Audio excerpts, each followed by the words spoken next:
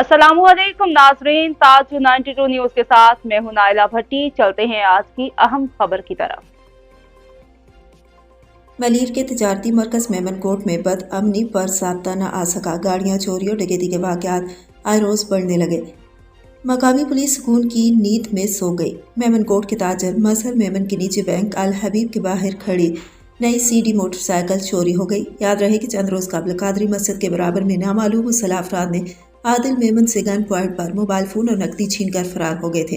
दोनों वाकयात में मुलव्वस मुल्जमान की गिरफ्तारी के लिए थाना मेमन कोर्ट में रिपोर्ट दर्ज। दूसरी जानिब ताजर बिरादरी के मजहर मेमन, अब्दुल गफ्फार खलीली, फयाज मेमन व दीगर ने इलाके में बढ़ती हुई जुराम की वारदातों पर तशवीश का इजहार करते हुए कहा कि मेमन कोर्ट थाने की हदूद में आए रोज वारदातों ने ताजरों और शहरियों का जीना मुहाल कर दिया है।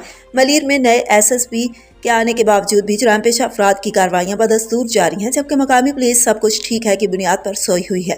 उन्होंने आज सिंध कराची पुलिस चीफ से अपील करते हुए कहा कि मलीर के तिजारती मरकज मेमन कोर्ट को तहफ़्फ़ुज़ फराहम करने के लिए अमली इक़दामात फौरी तौर पर उठाए जाएं और सुकून से कारोबार करने के लिए तहफ़्फ़ुज़ फराहम किया जाए।